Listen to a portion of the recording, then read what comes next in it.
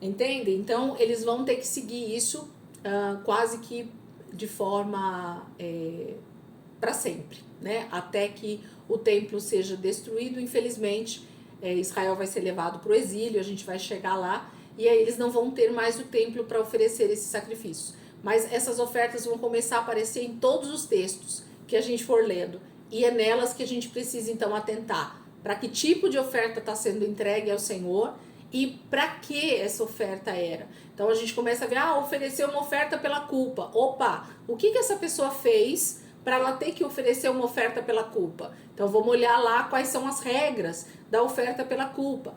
Ele ofereceu um holocausto. Opa, deixa eu ver o que é o holocausto, para que servia, por que essa pessoa está oferecendo holocausto? Será que ela é que teria que oferecer mesmo? Então, percebe que quando a gente começa a entender os tipos de oferta, para que eles servem e quem é que tem que oferecer esse tipo de oferta, a gente começa então a entender que às vezes tem pessoas que estão fazendo sacrifícios errados, em situações erradas, às vezes com o coração errado, né, diante de Deus. E por isso que a palavra de Deus ela vai estar então cheia de textos onde às vezes o Senhor recebe oferta, onde o Senhor não recebe oferta, onde o Senhor não se agradou de um rei por ele ter oferecido, e assim sucessivamente. Então, atentar para o tipo de oferta vai fazer a diferença no entendimento do texto para nós, tá bom? Então, vamos lá agora para o capítulo 8. Então, finalizamos aqui essa parte da regulamentação das ofertas, dos tipos, né, de ofertas, e a gente então vai começar a falar sobre a ordenação de Arão e dos seus filhos. Gente, percebam outro detalhe aqui. A gente terminou o livro de Êxodo, o Senhor fez eles construírem o tabernáculo, eles levantaram o tabernáculo no deserto, e então o Senhor está dando para Moisés todas as regras para que o tabernáculo funcione de maneira correta, funcione de maneira certa, porque a presença de Deus está ali. É disso que nós estamos falando. Então, não esqueçam desse detalhe. Então, são regras que estão sendo dadas. O livro foi escrito aproximadamente durante um ano, e o Senhor deu todas essas regras para Moisés, para que ele passasse para os sacerdotes, passasse para os levitas e passasse para o povo de Israel. Então, não é uma coisa do dia para a noite, né? A gente está aqui estudando o livro de Levítico. Imagina Israel, que não estava acostumado com esse tipo de situação, né, de ofertas, de entender que quando eles pecassem, eles precisariam oferecer um sacrifício ao Senhor, todas as manhãs o sacerdote precisava oferecer o holocausto. Então, é toda uma regra que era colocada para eles e que eles precisavam estar atentos para fazer tudo como o Senhor realmente tinha ordenado, tá bom? Um detalhe bem importante que eu gosto também de salientar quando eu estou falando sobre isso, quando eu estou lendo, na verdade. Eu acredito, gente, de verdade, que além do povo não ter desejado, né, estar perante o Senhor, lá em Êxodo 19, quando a gente falou sobre isso, que o povo falou, não, Moisés, o Senhor fala com você e você fala conosco, nós não queremos falar com o Senhor face a face, porque senão nós vamos morrer, né? Tem essa questão do pecado de Israel, não desejar, né, estar perante o Senhor, se santificando, todos eles, né? E aí o Senhor então separa a tribo de Levi para fazer esse serviço. E aí Deus cria todo então esse ritual, todos esses rituais que a gente vê no livro de Levítico, e que, primeiro, eles não precisariam existir se não houvesse o pecado, tá? Então, o tabernáculo, depois o templo, ele só vai existir, os sacrifícios só vão existir por causa do pecado, tá? Então, essa é a primeira coisa. Então, se Israel obedecesse à risca os mandamentos do Senhor, o que o Senhor já havia falado lá em Êxodo para eles, muito provavelmente eles não precisariam estar oferecendo sacrifícios. Eles estariam adorando ao Senhor no seu dia a dia, na sua casa. Então, esse é um ponto muito importante aqui para nós, tá? Mas então, o povo é obstinado, nós já sabemos que eles têm uma natureza de pecado, por isso que Israel vai precisar sim ter esses rituais de ofertas, porque antes de Cristo vir e morrer na cruz, infelizmente nós tínhamos sim a natureza de pecado muito viva, né? Nós éramos mortos espiritualmente e por causa disso, então, nós precisávamos desses sacrifícios. Israel precisava desses sacrifícios para ter comunhão com Deus. Mas, o que eu quero falar aqui também? Percebam que o Senhor então separa uma tribo, e essa tribo, como eu acabei de falar, ela vai trabalhar 7 dias por semana e 24 horas por dia. O tabernáculo, ele não fecha, o tabernáculo, ele não para, vamos dizer assim, tá? Então, eles tinham obrigações diárias, todos os dias. Os levitas tinham o seu serviço, os sacerdotes tinham o seu serviço, e eles estavam ali trabalhando na obra do Senhor. É aqui que eu quero chegar, tá? Então, essa questão da obra do Senhor, que a gente fala tanto hoje na igreja, tem a ver com o trabalho que era feito pelos levitas, que era feito pelos sacerdotes, ok? Hoje, com o advento de Jesus, com a morte de Jesus na cruz, a igreja, ela tem um papel muito mais de sacerdotes, que é o que a gente vai entender, do que de levitas, de estar ali fazendo o trabalho por outras pessoas, tá? E a gente vai entender isso melhor. Eu quero que vocês já comecem a pensar sobre isso, porque o trabalho do sacerdote, ele só existia ali no tabernáculo porque existia o povo de Israel que pecava. Então eles tinham que levar as ofertas e somente o sacerdote que estava separado e santificado é que podia fazer isso. Então a gente precisa perceber que Deus separa essa tribo para que eles não ficassem, vamos dizer assim, como que eu posso dizer para vocês?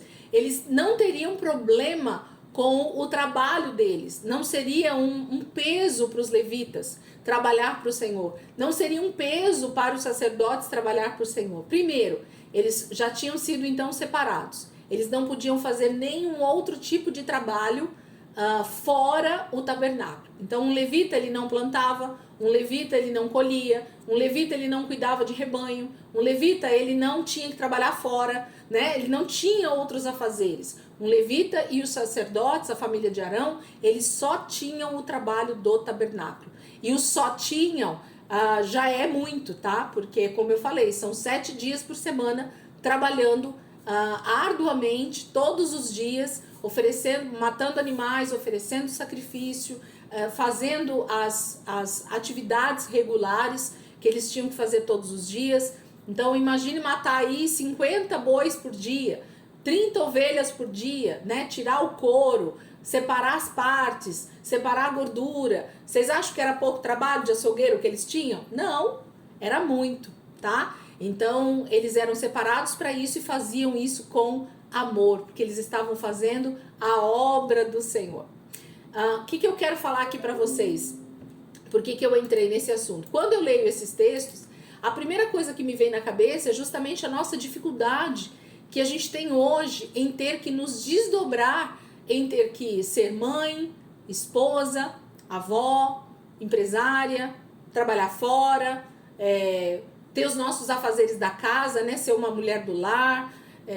Que mais? Estudar, fazer faculdade para os adolescentes, para os jovens, adultos. Os homens trabalham fora, né? Trazem o sustento para casa. Tem toda uma rotina de todos nós que a gente trabalha. Mas ainda tem essa questão da obra do Senhor, tá? Então, qual que é a grande questão aqui que eu já queria falar para vocês? Se nós vamos começar a entender a partir de agora qual é o papel do sacerdote, quem ele é no reino de Deus, quem ele é hoje, inclusive, com a era, né, da graça, nós vamos entender que o papel que nós tínhamos diante de Deus, o primário, é nós oferecermos então a nossa vida como sacrifício todos os dias. Então a nossa vida no particular, ela precisava ser esse eterno sacrifício ao Senhor.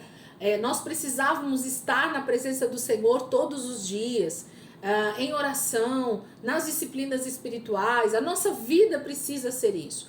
Porque se nós todos fizéssemos isso a partir de Cristo, aceitou Jesus, começou a caminhar com Jesus, a sua vida precisa ser uma vida de devoção, a sua vida precisa ser uma vida com o Senhor, uma vida de devocional. Por quê? Se isso acontecesse regularmente, todos os dias, se nós buscássemos a santificação, se nós buscássemos a presença do Senhor, se nós orássemos todos os dias, se nós jejuássemos quando precisássemos mortificar nossa carne, se nós tivéssemos toda uma rotina cristã, literalmente, todos os dias, todos nós não teríamos a necessidade que nós temos de estar constantemente trabalhando como nós trabalhamos na igreja, lá no templo, ok? Por que, Elisângela, que você está falando isso? Porque, na verdade, como sacerdotes, a nossa vida precisa estar todos os dias sendo santificadas e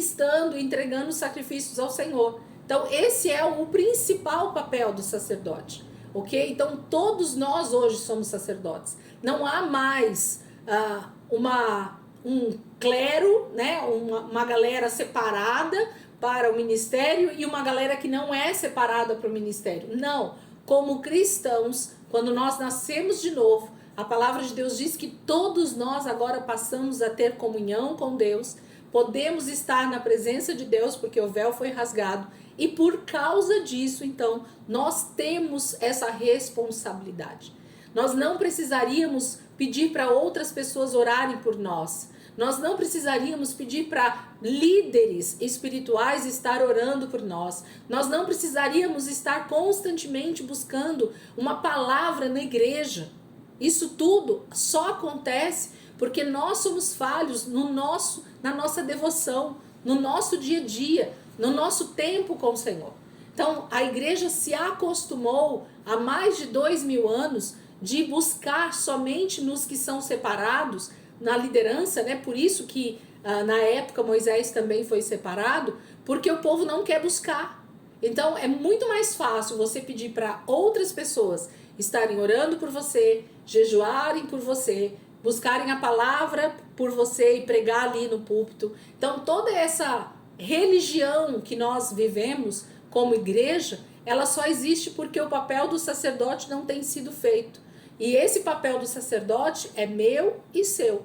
Todos nós temos a mesma responsabilidade diante de Deus, de buscarmos o Senhor, de buscarmos santificação. Então ninguém tinha que estar fazendo esse papel pelo outro. Elisângela, mas então você está falando que não tinha que ter igreja?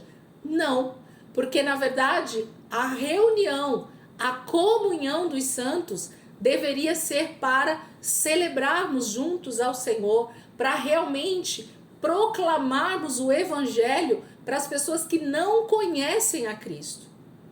O papel da igreja deveria ser se reunir para adorar ao Senhor, oferecer um sacrifício de louvor, de adoração coletivamente e quando pregasse a palavra ali no púlpito, seria para evangelização. Então eu e você deveríamos levar pessoas para a igreja para que elas ouvissem a palavra de Deus, o evangelho, e elas aceitassem Jesus como Senhor e Salvador, e elas se unissem a nós como corpo de Cristo.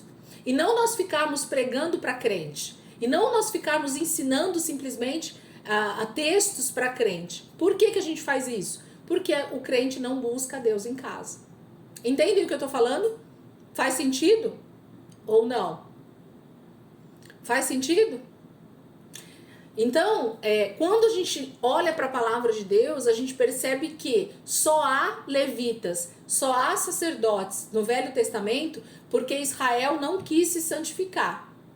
A mesma coisa acontece hoje. Só existem pastores, só existem apóstolos, só existem líderes ali das igrejas, como a gente vê hoje, porque a igreja decidiu se acomodar e não fazer o seu papel como sacerdote.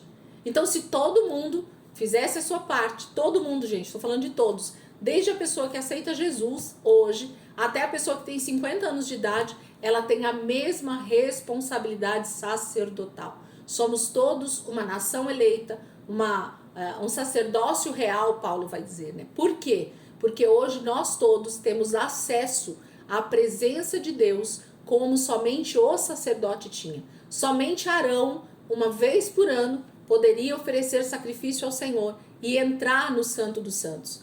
Nós não cantamos na igreja, né? Que quem já pisou no Santo dos Santos, em outro lugar não sabe viver. Não é isso que a gente canta? E aí, mais uma vez, estamos então mentindo? Porque, na verdade, se você tem acessado o Santo dos Santos e a sua vida continua a mesma, e a nossa vida continua a mesma, e nós estamos continuando precisando de pessoas orando por nós, de pessoas pregando a palavra para nós, de pessoas ensinando a palavra para nós, é porque então nós não estamos fazendo o nosso papel de sacerdote. Entendem o que eu estou querendo dizer? Estou falando aqui para vocês para que a gente entenda o que a palavra de Deus diz. E não o que eu acho. Não, não é isso. É o que a palavra de Deus diz. Então, eu, você, todos nós precisamos estar atentos, precisamos nos arrepender muitas vezes e nos voltar realmente para o Senhor e dizer, Senhor, eu preciso tomar o posicionamento de sacerdote do Senhor. Inclusive, a gente erra quando a gente fala que o sacerdote da casa é o homem. Vocês sabiam disso? Porque isso não é verdade. A palavra de Deus diz que todos nós somos sacerdotes. Então, o seu marido, esposa, ele não é o sacerdote da casa, ok? Ele é o cabeça da mulher. Então, como casados, como marido e mulher, ele é a cabeça que está sobre você, uma autoridade espiritual. Mas diante de Deus, somos todos iguais, sim ou não? Se somos todos iguais, então isso quer dizer que não é só o seu marido que é o sacerdote da casa. Existe essa responsabilidade para ele, sim. Mas você vai precisar começar a dizer para você, eu sou sacerdote também diante do Senhor. E eu tenho a responsabilidade de estar diante de Deus, me santificando e fazendo todo o papel que um sacerdote tem. Ok? Então eu já dei uma destrinchada aqui, sem querer querendo, no assunto, né, do sacerdote. A gente vai falar bastante sobre eles. Capítulo 8, gente. Então, quando vocês cobrarem aí, meninas, né, principalmente mulheres, o marido, você é o sacerdote do lar, marido. A gente fala isso, né? Agora você vai precisar parar, não, você vai dizer assim, nós somos os sacerdotes da nossa casa, somos responsáveis pela criação dos nossos filhos, somos responsáveis pela nossa santificação, somos responsáveis por tudo aquilo que o Senhor colocar diante de nós, amém? Capítulo 8, vamos lá? Capítulo 8 de Levítico. O Senhor disse a Moisés, traga Arão e seus filhos, suas vestes, o óleo da unção, o novilho para oferta pelo pecado, os 2 carneiros e o cesto de pães sem fermento, e reúna toda a comunidade à entrada da tenda do encontro. Moisés fez como o Senhor lhe tinha ordenado, e a comunidade reuniu-se à entrada da tenda do encontro. Então Moisés disse à comunidade, foi isso que o Senhor mandou fazer. E levou Arão e seus filhos à frente e mandou-os banhar-se com água, pôs a túnica em Arão, colocou-lhe o cinto e o manto, e pôs sobre este o colete sacerdotal.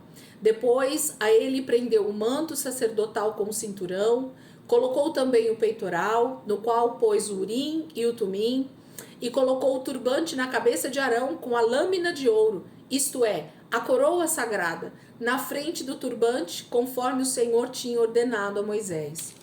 Depois, Moisés pegou o óleo da unção e ungiu o tabernáculo e tudo o que nele havia, e assim os consagrou.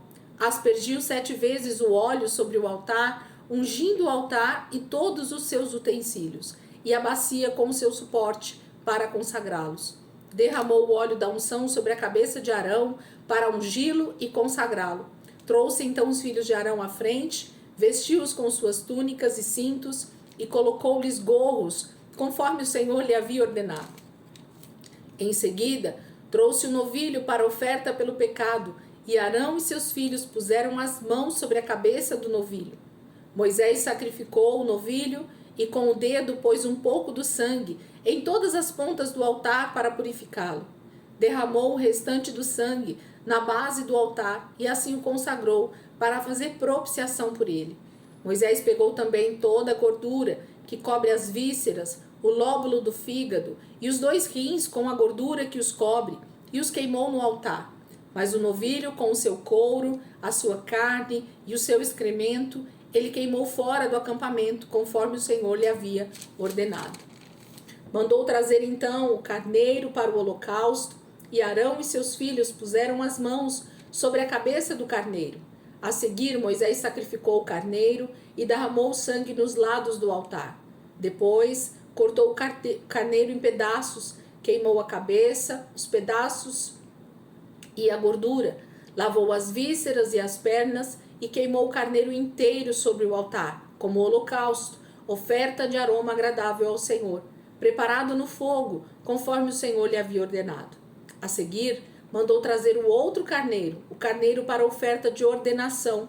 E Arão e seus filhos colocaram as mãos sobre a cabeça do carneiro. Moisés sacrificou o carneiro e pôs um pouco do sangue na ponta da orelha direita de Arão, no polegar da sua mão direita e no polegar do seu pé direito. Moisés também mandou que os filhos de Arão se aproximassem e sobre cada um pôs um pouco do sangue na ponta da orelha direita, no polegar da mão direita e no polegar do pé direito. Derramou o restante do sangue nos lados do altar. Apanhou a gordura, a cauda gorda, toda a gordura que cobre as vísceras, o lóbulo do fígado, os 2 rins e a gordura que os cobre e a coxa direita. Então, do cesto de pães sem fermento que estava perante o Senhor, apanhou um pão comum, outro feito com óleo e um pão fino, e os colocou sobre as porções de gordura e sobre a coxa direita. Pôs tudo nas mãos de Arão e de seus filhos e moveu esses alimentos perante o Senhor como gesto ritual de apresentação. Depois Moisés os pegou de volta das mãos deles e queimou tudo no altar, em cima do holocausto, como uma oferta de ordenação preparada no fogo, de aroma agradável ao Senhor. Moisés pegou também o peito, que era a sua própria porção do carneiro da ordenação, e o moveu perante o Senhor como gesto ritual de apresentação, como o Senhor lhe havia ordenado. A seguir, pegou um pouco do óleo da unção e um pouco do sangue que estava no altar e os aspergiu sobre Arão e suas vestes, bem como sobre seus filhos e suas vestes. Assim consagrou Arão e suas vestes, seus filhos e suas vestes. Moisés então disse a Arão e seus filhos: cozinhem a carne na entrada da tenda do encontro, onde a deverão comer com o pão do cesto das ofertas de ordenação, conforme me foi ordenado. Arão e seus filhos deverão comê-la. Depois queimem o restante da carne e do pão. Não saiam da entrada da tenda do encontro por 7 dias, até que se completem os dias da ordenação de vocês, pois essa cerimônia de ordenação durará 7 dias. O que se fez hoje foi ordenado pelo Senhor para fazer propiciação por vocês. Vocês terão que permanecer dia e noite à entrada da tenda do encontro por 7 dias e obedecer às exigências do Senhor, para que não morram, pois isso me foi ordenado. Arão e seus filhos fizeram tudo o que o Senhor tinha ordenado por meio de Moisés. Eu li o capítulo 8 inteiro, porque na verdade a gente precisa ter um pano de fundo, né? A gente entender aqui o que foi que aconteceu. Então, é simplesmente um culto de ordenação de Arão e dos seus filhos. Lembra que eu falei que os sacerdotes, então, é tanto Arão quanto os seus filhos homens. Todos os filhos de Arão já se tornam sacerdotes auxiliares no momento em que são ali consagrados pela primeira vez por Moisés. Então, Arão é o principal, ele vai ser o sacerdote principal, mas os seus filhos, por serem filhos homens, eles já vão estar ali trabalhando junto com Arão, vendo como Arão vai começar a trabalhar no tabernáculo, percebendo como é feito as ofertas ali todos os dias, para que eles possam aprender a ser um sacerdote também quando o pai morrer. Então esse era o trabalho da família de Arão, era esse o principal trabalho da família de Arão. Então as esposas ficavam em casa cuidando dos filhos, se tivessem filhas mulheres também, elas podiam ficar em casa, mas os homens, Arão e os seus filhos, tinham que todas as manhãs levantar e ir para o tabernáculo e trabalhar ali para o Senhor, muito provavelmente numa escala ou num revezamento entre eles, né? Mas quando era uma oferta anual, era sempre o principal sacerdote, no caso aqui, Arão, tá bom? Então vamos pegar aqui os detalhes dessa passagem. O capítulo 8 começa falando, o Senhor falando, né? Para pegar então os filhos, Arão e seus filhos, e todos utensílios que deveriam ser utilizados para essa consagração. Então ele dá a relação, isso é o Senhor quem está falando, tá? Ó, o Senhor disse a Moisés, capítulo 8 de novo: traga Arão e seus filhos suas vestes, o óleo da unção, o novilho para oferta pelo pecado, os 2 carneiros e o cesto de pães sem fermento, e reúna toda a comunidade à entrada da tenda do encontro. Lembra que eu falei que o tabernáculo está começando a ser trabalhado, né? Israel, todos os israelitas estão aprendendo junto com eles ali como o Senhor deseja que eles façam. O que eles têm que fazer ali no tabernáculo? Qual é o papel de cada pessoa ali no tabernáculo? É isso que eles estão aprendendo. Então, Moisés reúne todo Israel. Quem assistiu as novelas aí da Record, né? Viram como que era isso. Eles tocavam a trombeta, muito provavelmente, para que o povo se reunisse ali na frente do tabernáculo, para que ficassem todos ali na frente, e ali então Moisés falava ao povo, ali eles faziam, né, então essa consagração deles nesse momento. Então era a primeira consagração de um sacerdote. Arão estava então recebendo realmente as suas vestes sacerdotais nesse momento, o óleo da unção na sua cabeça, e todo o ritual estava começando a ser feito. Então, esse foi o primeiro ritual de ordenação. Então, o sacrifício de ordenação, as ofertas de ordenação, todas elas estão sendo feitas aqui. Versículo 4. Moisés fez como o Senhor lhe tinha ordenado, e a comunidade reuniu-se à entrada da tenda do encontro. Então, Moisés disse à comunidade: foi isso que o Senhor mandou fazer. E ele começa a fazer todo o ritual a partir do versículo 6. E levou Arão e seus filhos à frente, e mandou banhar-se com água. Então, a primeira coisa que Arão e seus filhos fazem diante de toda a congregação é se lavar com água, né? Então, esse momento da lavagem com água para vestir a nova roupa tem a ver justamente com essa purificação, com essa retirada da velha roupa, e agora eles vão ter uma nova roupa para trabalhar ali no tabernáculo. Eles vão ser vestidos com aquela roupa que o Senhor mesmo deu para Moisés.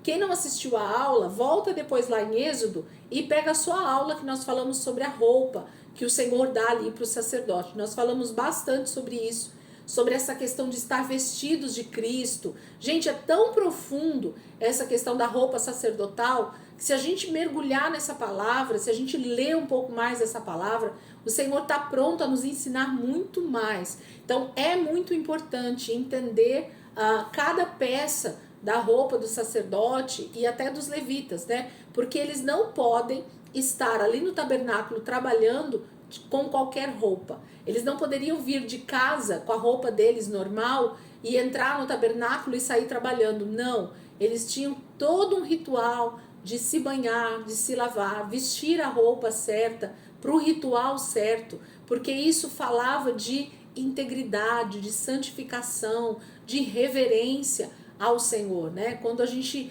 pensa em estar diante de Deus, como é que eu devo estar vestido, né? A gente precisa pensar nisso. E mais, como é que eu me comporto diante de outras pessoas, sendo alguém separado para Deus? Gente, isso é tão importante. Isso é tão importante para a vida do cristão, a gente pensar sobre isso. Como as pessoas estão nos vendo, como é que eu me comporto diante das pessoas, com que roupa eu tenho me apresentado para a sociedade, como é que as pessoas me veem, com as vestes que eu uso, eu represento o reino de Deus? Com as roupas que eu uso, eu glorifico a Deus? Será que eu tenho feito realmente do meu corpo, das vestes que eu coloco sobre o meu corpo, uma roupa que glorifique ao Senhor no meu dia a dia, não só no momento de culto, mas também no dia a dia? Então, os sacerdotes e os levitas, eles tinham essa responsabilidade de só oficializarem diante do Senhor, só trabalharem no tabernáculo com a roupa adequada. Isso era importantíssimo, era crucial, na verdade. Se eles fizessem diferente, muito provavelmente eles morreriam. Versículo 6, então, né? E levou Arão e seus filhos à frente e mandou-os banhar-se com água, pôs a túnica em Arão, colocou-lhe o cinto e o manto e pôs sobre este o colete sacerdotal. depois a ele prendeu o manto sacerdotal com o cinturão, colocou também o peitoral, no qual pôs o urim e o tumim, e colocou o turbante na cabeça de Arão com a lâmina de ouro, isto é, a coroa sagrada, na frente do turbante, conforme o Senhor tinha ordenado a Moisés. Arão estava vestido com toda aquela roupa maravilhosa de sacerdote pela primeira vez diante de todo o povo. Moisés estava trajado à altura para aquilo que ele ia começar a fazer diante de todo Israel. Versículo 10.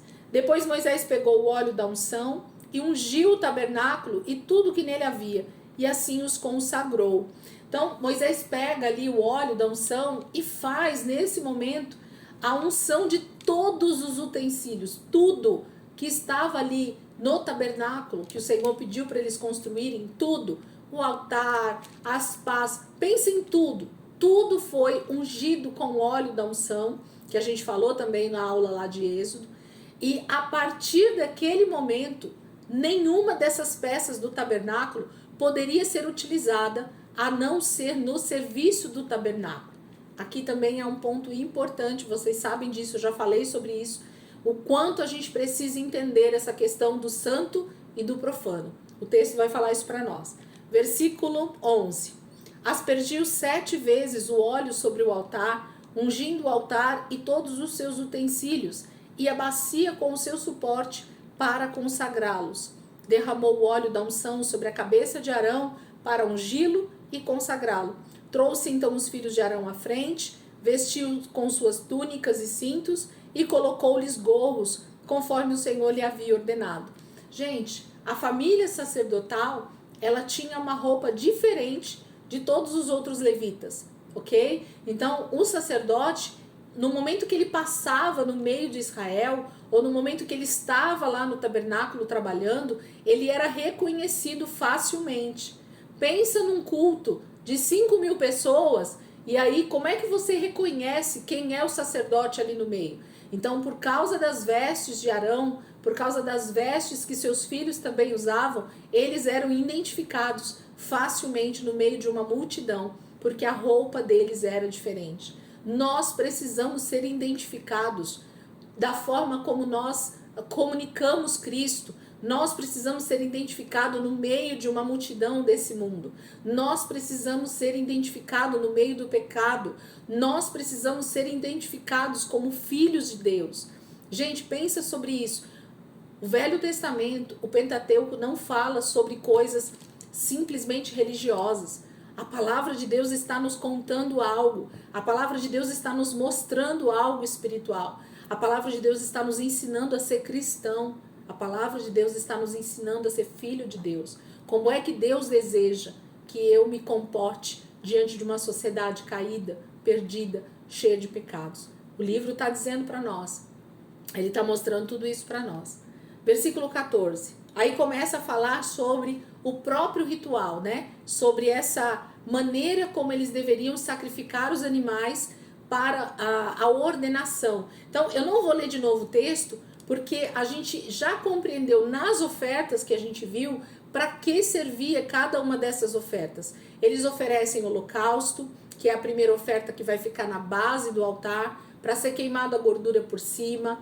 Depois tem a oferta de cereal também, dos pães. Depois tem a oferta pela culpa. E cada um desses rituais que Moisés vai fazendo aqui com Arão e seus filhos, isso fala, gente, dessa primeira ordenação e mais, dessa primeira consagração do próprio altar. Eles precisavam estar prontos, santos, separados, para começar a sacrificar ao Senhor pelos israelitas.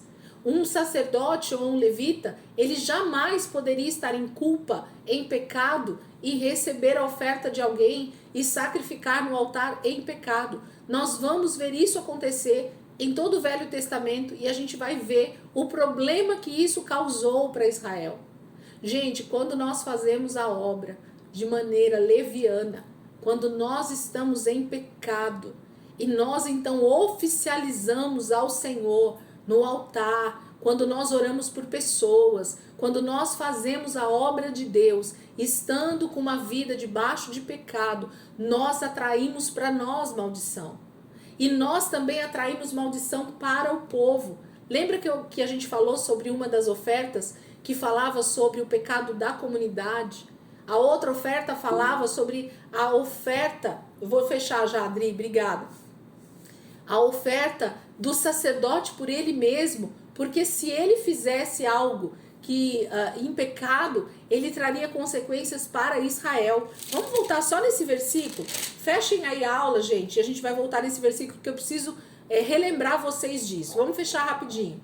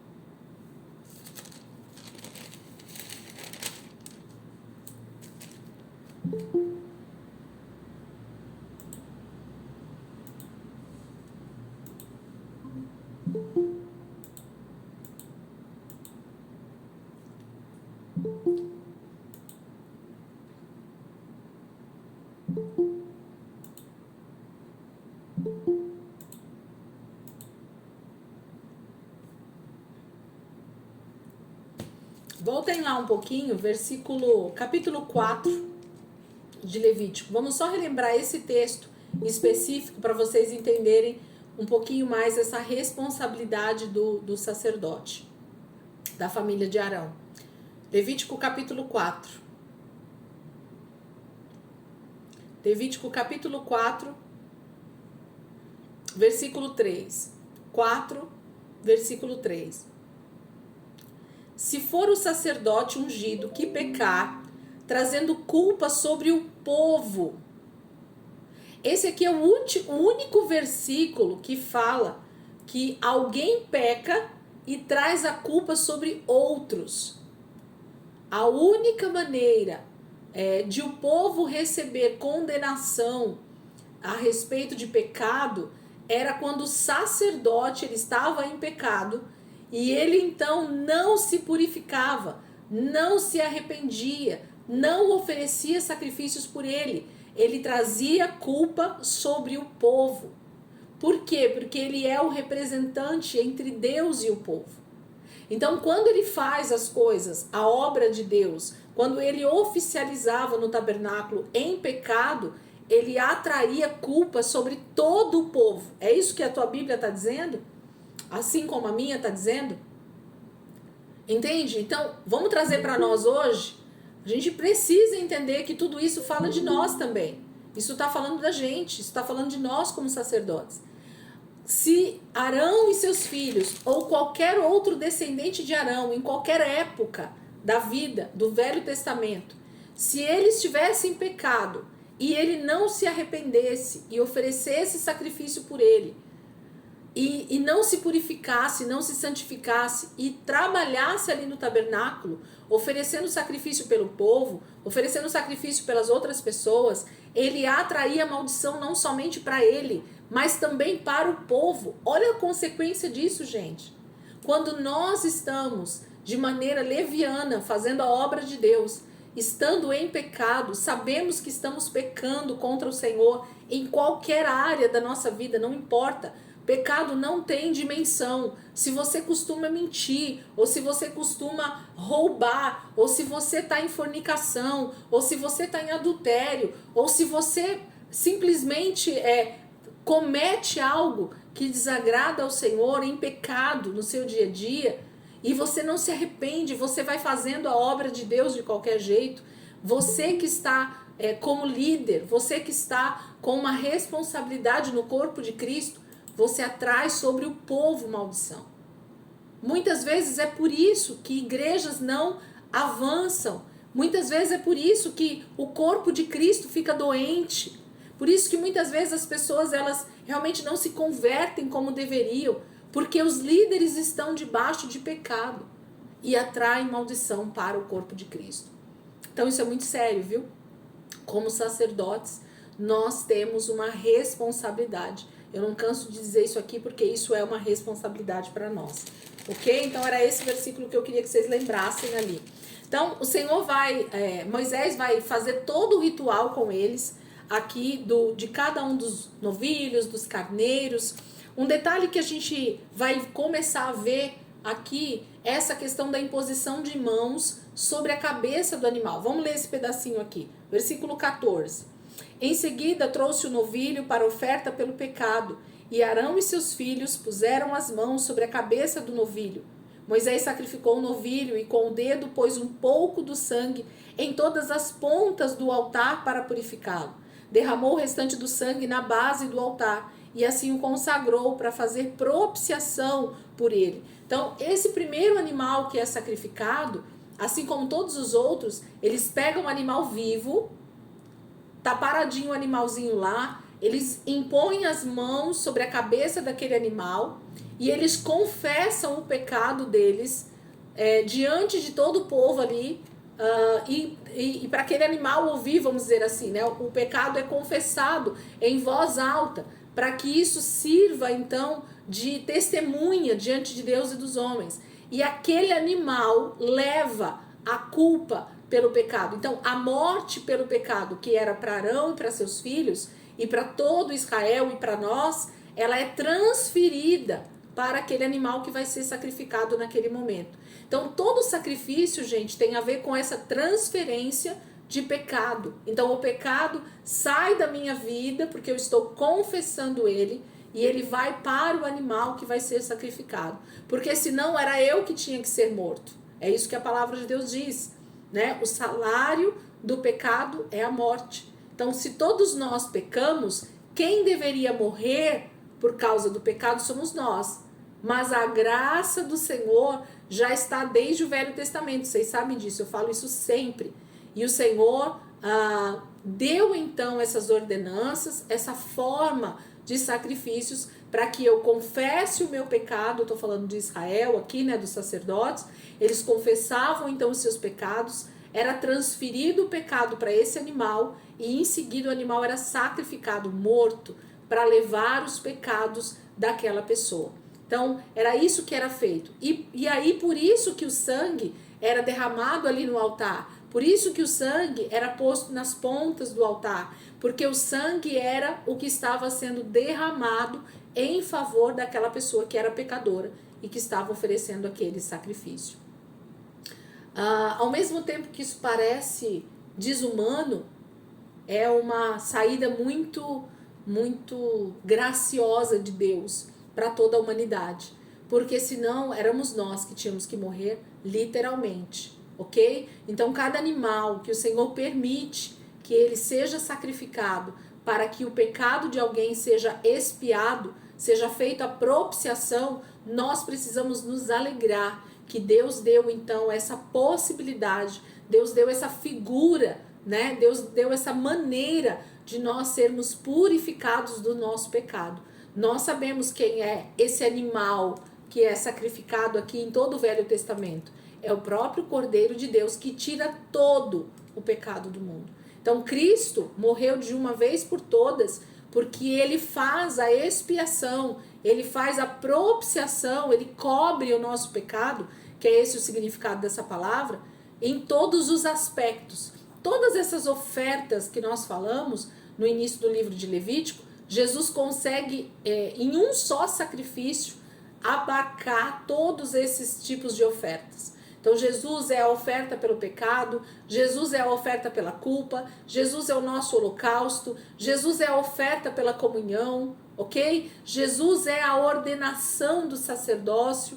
Então todas as vezes que nós pensamos no sacrifício de Jesus, ele conseguiu em um só sacrifício trazer sobre si toda a nossa necessidade pelo pecado, pela culpa, como holocausto, como oferta de comunhão. Tudo que nós precisamos para ter relacionamento com Deus novamente, Jesus fez no nosso lugar. Era nós que deveríamos morrer. Então eles começam aqui a fazer. A questão do número 7, gente, dentro da palavra de Deus e em específico aqui nos sacrifícios, ao meu entender, tá? Agora a teologia é minha. A teologia é esse aspecto do 7 em toda a palavra aqui para mim tem a ver com os 7.000 anos, os 7 dias em que a terra foi construída, né? Os 7.000 anos que a terra vai existir para que ela seja purificada e o reino de Deus se estabeleça. Então, essas 7 vezes que ele tinha que aspergir, é como se ele estivesse dando um sinal para o reino espiritual de cada milênio, de cada era que passasse, essa representação estava feita na aspersão 7 vezes. Então, cada vez que vocês verem, as festas durariam 7 dias, a aspersão do sangue era 7 vezes. Isso tudo tem a ver com a plenitude do tempo. Isso tudo tem a ver com o tempo que Deus estipulou para a terra existir como ela é. Essa era que nós falamos, ela vai ser por 7.000 anos, baseado naquilo que a gente vê na palavra, tá bom? Elisângela, tem uma base, um versículo específico? Não tem, mas quem está me acompanhando desde o livro de Gênesis, a gente tem falado algumas coisas e a gente tem entendido. Nós estamos no ano 5.784, se não me engano. Agora, o mês que vem, acho que já é o ano novo judaico, né? Eles comemoram o ano novo judaico, então vai virar 5.785, se não me engano. Então nós estamos chegando muito perto dos 6.000 anos desde Adão. E isso fala profeticamente da volta de Jesus. Nós estamos vendo os sinais, só não vê quem não quer, e Jesus está voltando. E então, quando esses 6.000 anos eles se estabelecerem, eu acredito que Jesus volta. E então nós temos o próximo 1.000 ano, é o reino milenar. É onde Deus então restaura todas as coisas para que o reino de Deus se estabeleça na sua plenitude. E teremos novos céus e nova terra. Então, todas as vezes que aparecer aqui nos sacrifícios, 7 vezes, 7 dias, isso está falando de uma figura que Deus está dando para eles a analisarem o tempo dessa era. Eles sabiam, Elisângela? Provavelmente não. É profético. Deus estava ensinando o povo de Israel ainda a viver como sacerdotes, a ter esse privilégio de serem santificados através dos sacrifícios. Então Deus estava dando esse escape para eles de maneira muito graciosa. A graça de Deus estava se manifestando já no Antigo Testamento, ok? Então é por isso que tem as 7 vezes da aspersão aí, ou 7 vezes de dias que eles vão ter que ficar. Versículo... Aí ele vai terminar o sacrifício, pega o outro animal no versículo 18, ele pega o carneiro para o holocausto e faz a mesma coisa. Eles põem as mãos sobre a cabeça também, confessando os seus pecados. Ele sacrifica o carneiro. 21, lavou as vísceras. 22, a seguir mandou trazer o outro carneiro, o carneiro para oferta de ordenação. Então, eles estão fazendo todo o ritual que o Senhor ordenou que deveria ser feito para a ordenação de um sacerdote, tá bom? É isso que eles estão fazendo. Versículo 24, aqui eu quero mostrar outra coisa bem importante para vocês. Na verdade, 23. Moisés sacrificou o carneiro e pôs um pouco do sangue na ponta da orelha direita de Arão, no polegar da sua mão direita e no polegar do seu pé direito. Moisés também mandou que os filhos de Arão se aproximassem e sobre cada um pôs um pouco de sangue na ponta da orelha direita, no polegar da mão direita e no polegar do pé direito. Derramou o restante do sangue nos lados do altar. O que isso significa para nós, gente? Durante muito tempo eu me perguntei e não sabia o que significava esse pouquinho de sangue que Moisés e que depois outros também vão fazer esse tipo de ritual. Eles pegaram um pouquinho do sacrifício, do sangue do sacrifício, molharam a ponta da orelha de Arão e dos filhos dele, a orelha direita, molharam a ponta do polegar direito e molharam o dedão, né, o polegar lá do pé direito deles também. O que isso fala, gente? Na verdade, é um sinal, é uma maneira que Deus deu ali para mostrar para eles de que o sangue de Jesus, lógico que de maneira tipológica aqui no livro de Levítico, mas estava santificando o que Arão e seus filhos ouviriam. Então a sua orelha, o que eles ouviriam, estaria sendo santificado. Deus estava santificando os ouvidos deles para o que eles iriam ouvir.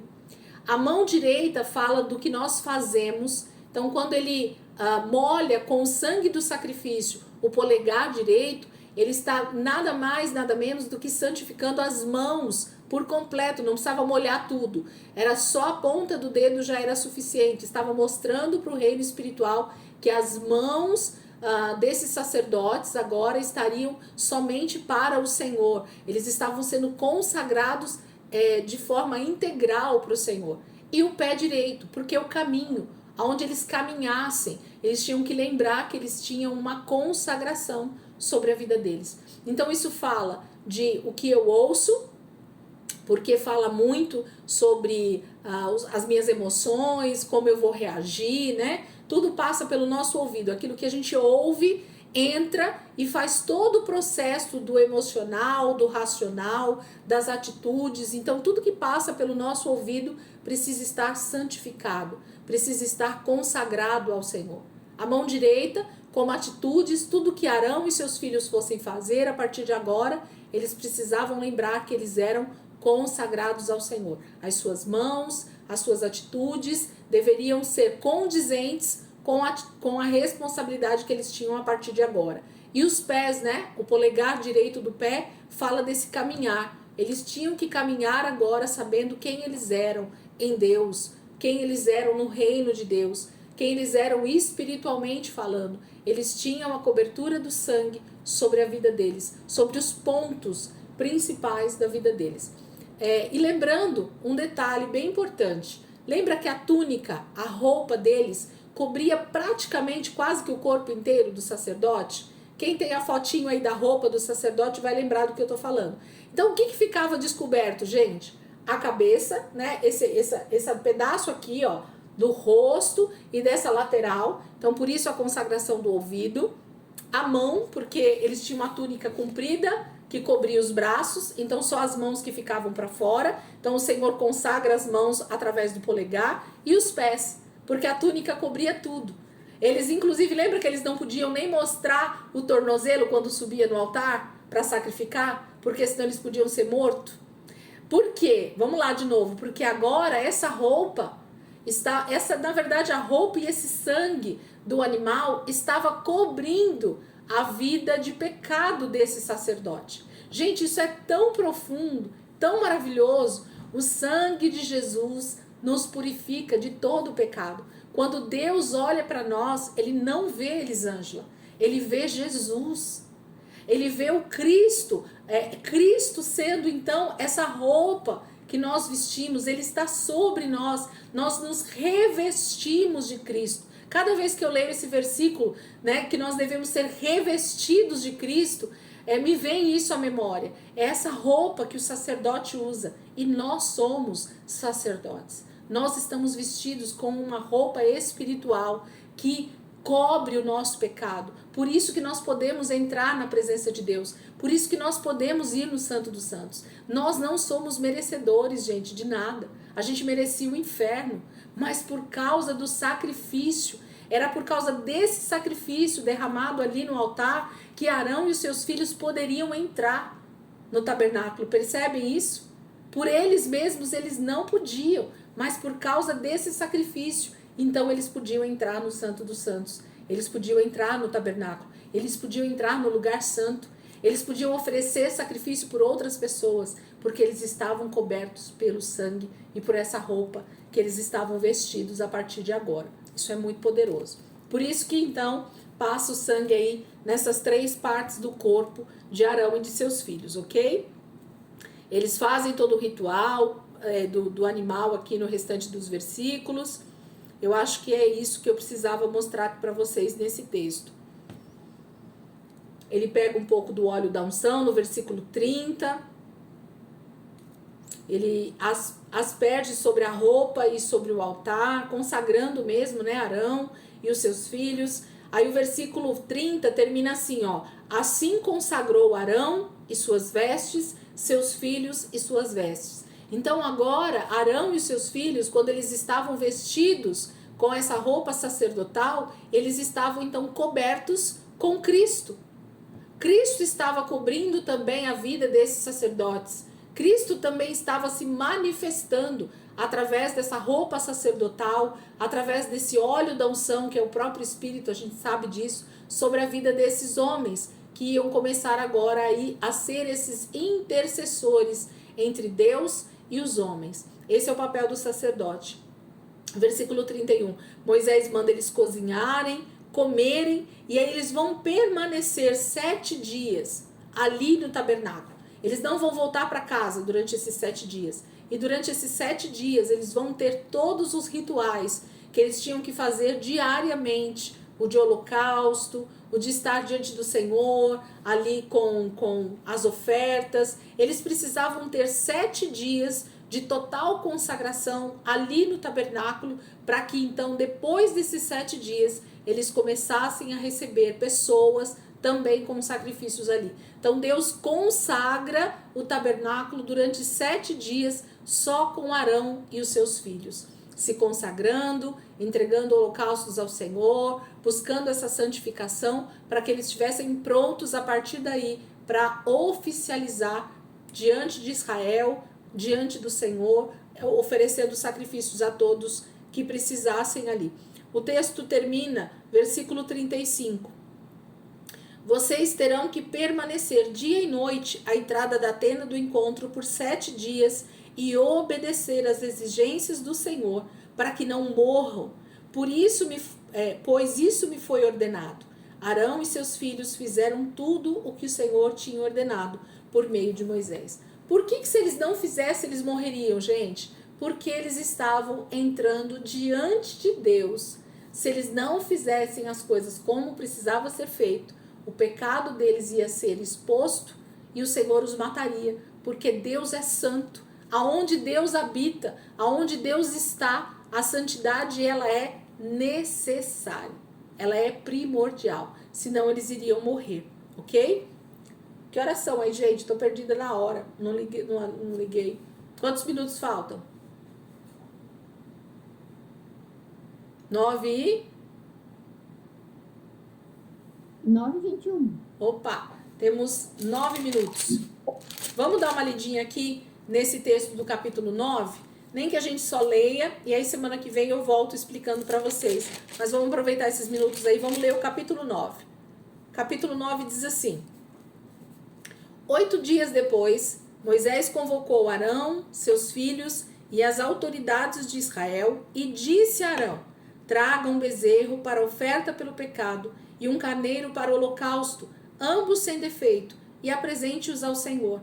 Depois diga aos israelitas: tragam um bode para oferta pelo pecado, um bezerro e um cordeiro, ambos de 1 ano de idade sem defeito, para o holocausto, e um boi e um carneiro para oferta de comunhão, para o sacrificar perante o Senhor, como a oferta de cereal amassada com óleo. Pois hoje o Senhor aparecerá a vocês. O Senhor, a partir do 8º dia agora, vai se manifestar. Levaram então tudo o que Moisés tinha determinado para a frente da tenda do encontro, e a comunidade inteira aproximou-se e ficou em pé perante o Senhor. E disse-lhe Moisés: foi isso que o Senhor ordenou que façam, para que a glória do Senhor apareça a vocês. E disse Moisés a Arão: venha até o altar e ofereça o seu sacrifício pelo pecado e o seu holocausto, e faça propiciação por você mesmo e pelo povo. Ofereça o sacrifício pelo povo e faça propiciação por ele, conforme o Senhor ordenou. Arão foi até o altar e ofereceu o bezerro como sacrifício pelo pecado, por si mesmo. Seus filhos levaram-lhe o sangue, e ele molhou o dedo no sangue e o pôs nas pontas do altar. Depois derramou o restante do sangue na base do altar, onde queimou a gordura, os rins e o lóbulo do fígado da oferta pelo pecado, conforme o Senhor tinha ordenado a Moisés. A carne e o couro, porém, queimou fora do acampamento. Depois sacrificou o holocausto, seus filhos lhe entregaram o sangue, e ele o derramou nos lados do altar. Entregaram-lhe em seguida o holocausto, pedaço por pedaço, inclusive a cabeça, e ele os queimou no altar. Lavou as vísceras e as pernas e as queimou em cima do holocausto sobre o altar. Depois Arão apresentou a oferta pelo povo. Pegou o bode para a oferta pelo pecado do povo e o ofereceu como sacrifício pelo pecado, como fizera com o primeiro. Apresentou o holocausto e ofereceu conforme fora prescrito. Também apresentou a oferta de cereal, pegou um punhado dela e a queimou no altar, além do holocausto da manhã. Matou o boi e o carneiro como sacrifício de comunhão pelo povo. Seus filhos levaram-lhe o sangue e ele o derramou nos lados do altar. Mas as porções de gordura do boi e do carneiro, a cauda gorda, a gordura que cobre as vísceras, os rins e o lóbulo do fígado, puseram em cima do peito, e Arão queimou essas porções no altar. Em seguida, Arão moveu o peito e a coxa direita do animal perante o Senhor, como gesto ritual de apresentação, conforme Moisés tinha ordenado. Depois Arão ergueu as mãos em direção ao povo e o abençoou. E tendo oferecido o sacrifício pelo pecado, o holocausto e o sacrifício de comunhão, desceu. Assim Moisés e Arão entraram na tenda do encontro. Quando saíram, abençoaram o povo, e a glória do Senhor apareceu a todos eles. Saiu fogo da presença do Senhor e consumiu o holocausto e as porções de gordura sobre o altar. E quando todo o povo viu isso, gritou de alegria e prostrou-se com o rosto em terra. Gente, o texto fala literalmente do sacrifício que é ofertado pela primeira vez por Arão, pelos seus filhos, por Moisés, não só por eles, que eles já tinham feito durante os 7 dias, mas agora pelo povo. Então, para que todo mundo pudesse estar em comunhão com Deus, a partir daquele momento, eles fazem esse primeiro sacrifício com todos os animais que eles precisavam fazer, porque tinha oferta pela culpa, oferta pelo pecado, o holocausto. Então eles precisavam fazer um ritual completo, porque todo o povo estava ali e ninguém então podia ficar de fora dessa manifestação da glória de Deus. Detalhe importante, Moisés diz então no versículo 4 que no final dele, pois hoje o Senhor aparecerá a vocês. Quando eles iniciam esse processo aqui de rituais, dessa primeira vez, no 8º dia, Deus se manifesta para todos eles. Isso é literal, gente. A palavra de Deus ela não pode ser literal em algumas partes e em outras não. A palavra está dizendo, Moisés está dizendo, nós vamos fazer esse ritual porque o Senhor vai aparecer para todos nós. O Senhor não ia aparecer só para Arão, o Senhor não ia aparecer só para Moisés. A glória do Senhor se manifestaria ali no tabernáculo pela primeira vez, porque todo o povo estaria santificado através desse ritual. A mesma manifestação que eles viram lá no Monte Sinai, quando eles estavam no Monte Sinai e que eles tremeram e que houve medo por parte de Israel, agora Deus se manifestaria novamente ali no tabernáculo, de uma forma igual ou maior, né? A gente não sabe dizer, mas Deus ia se manifestar para eles. Então eles fazem tudo que o Senhor ordenou através dos sacrifícios aqui que a gente acabou de ler, e o final é que é surpreendente nesse capítulo 9. Vamos fechar a aula de hoje com esses 4 versículos aqui, ó. 22, 9 e 22, olha o que diz.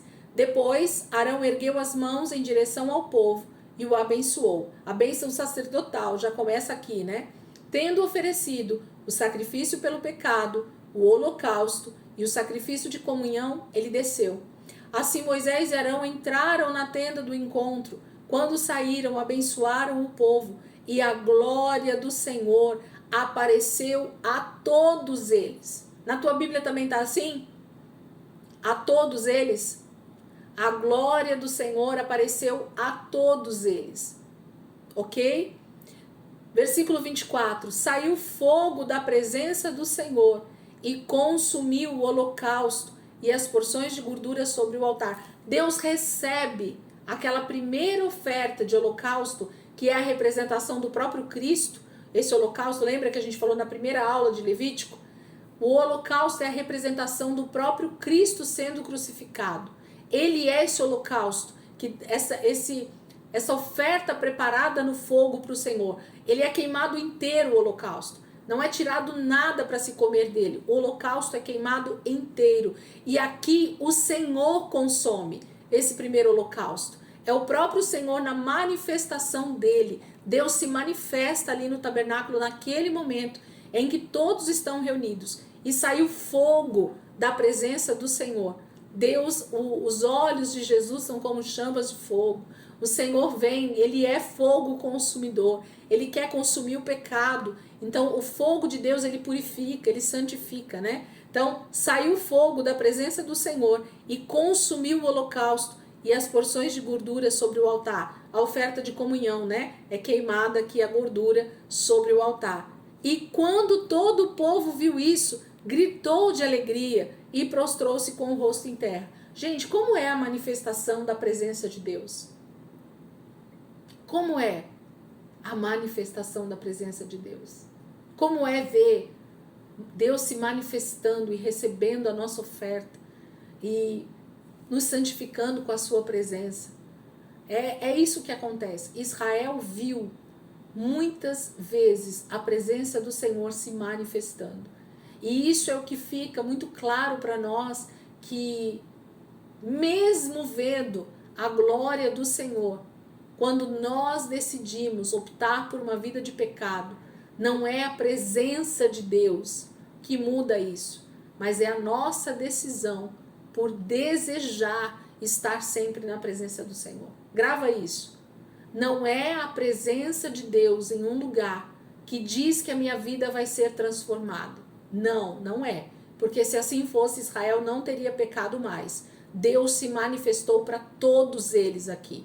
Esse primeiro sacrifício que foi feito no tabernáculo, Deus se manifesta para todos, ok? A partir de então, cada um vai viver a sua vida como bem entende. Aqueles que entendem a santidade de Deus vão se santificar, vão desejar o Senhor cada dia mais, mas muitos deles vão sair daqui, vão ter tido essa experiência com a presença de Deus e mesmo assim vão decidir viver uma vida de pecado.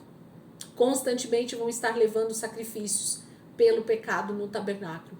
E isso mostra que nós não nos arrependemos, né? Isso mostra o quanto nós precisamos dessa graça de Deus para não morrermos literalmente por causa dos nossos pecados. Amém, queridos? Conseguimos terminar em alguns minutos. É porque o texto está falando sobre todos os sacrifícios e ofertas que nós já falamos. Então eu não preciso ficar massacrando vocês aqui, explicando tudo de novo, né? Falando de cada um dos sacrifícios de novo.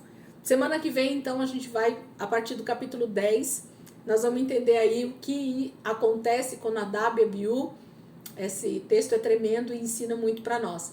O texto de Nadab e Abiú, ele é muito parecido para mim com o texto de Ananias e Safira.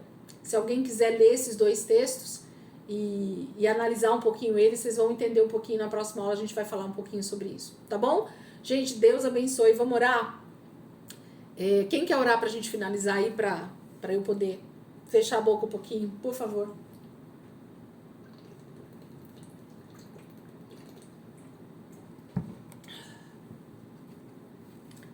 E aí? Alguém? Vamos orar pra gente terminar. Jesus, como é bom, Senhor, estar com o Senhor, ouvirmos